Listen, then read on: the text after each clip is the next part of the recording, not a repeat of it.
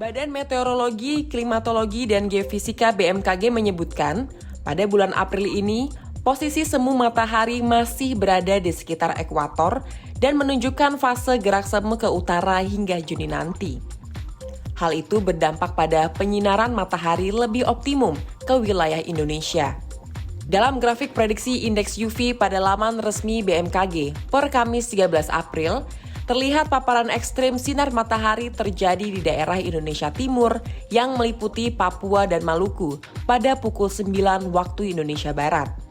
Kemudian pada pukul 10.00 waktu Indonesia Barat, paparan ultraviolet ekstrim bergeser dan mencakupi Papua, Maluku, Nusa Tenggara Timur, serta Sulawesi. Pada pukul 11 hingga 13 waktu Indonesia Barat, paparan tersebut meluas hingga ke seluruh provinsi Indonesia. Sinar UV dikategorikan ekstrim apabila indeksnya mencapai lebih dari angka 11 dan disimbolkan dengan skala warna ungu. Dikatakan oleh dokter estetika dari Klinik Kecantikan Ivan Susanto, semakin tinggi indeks paparan UV, maka semakin bahaya risiko yang dapat dialami.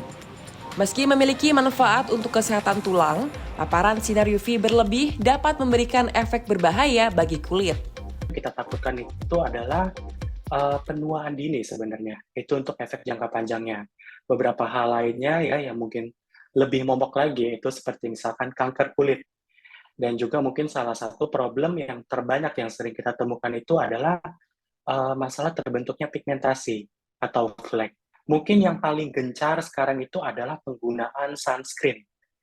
Nah, sunscreen itu memang gunanya untuk melindungi dari sinar UV, tapi perlu kita ketahui juga bahwa sunscreen itu tidak memfilter 100% ya, gitu. Dan penggunaannya pun harus tepat. Jadi dosisnya harus tepat, terus pengulangannya juga harus tepat, tergantung dari aktivitas kita sehari-hari, mungkin bisa 2-4 jam sekali. Salah satu efek dari paparan sinar UV dialami oleh Dita Zulaika.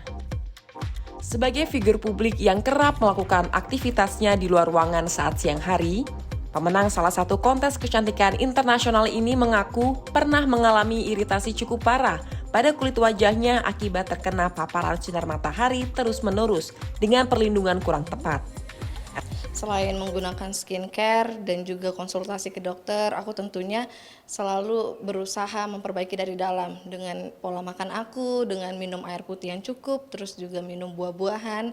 Untuk rutin ke dokternya itu setiap 1 bulan sekali aku coba untuk melihat apakah kondisi kulit aku sudah mulai bagus, karena sekarang aku selalu keluar rumah, terus kemarin sempat jarang pakai sunscreen juga, itu salahnya. Jadi aku mulai ada breakout sama ada tumbuh jerawat juga.